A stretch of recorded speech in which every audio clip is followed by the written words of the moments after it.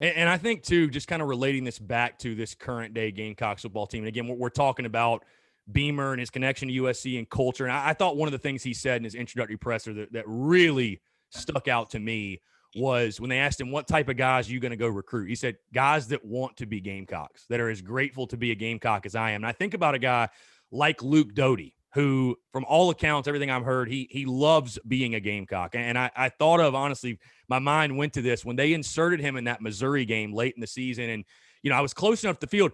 You saw heads pick up and you saw the body language change. And it reminded me a lot, Stephen, when you were inserted in the lineup.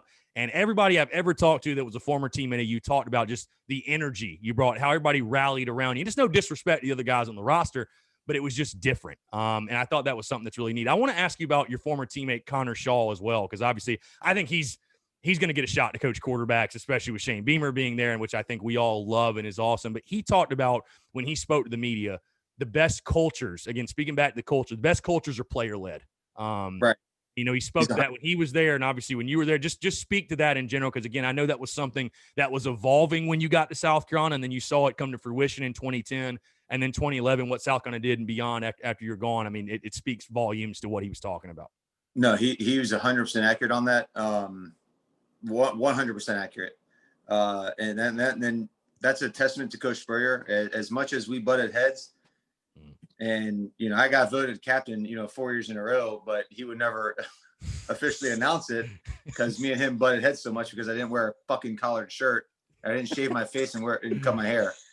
And I was extremely hard-headed. I still am hard-headed. But yeah, I mean, dude, we would have player-led meetings weekly. I mean, not necessarily daily, but every week.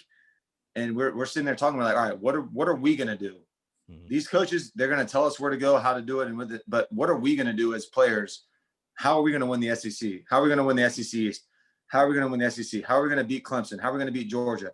What are we doing specifically as a team, as teammates, as brothers, to get the damn job done? And so Connor's 100% right on that. I think he could be a quarterback. I think he should be the quarterback coach. And he needs to be a coach in some capacity. And I think he will be. I think Coach Beamer's going to do that. I know he's already up there. He's not as good as a quarterback coach as I would be, but, whatever. It is what it is. They'll have to settle. It is what it is, man. It'll always be what it is, man.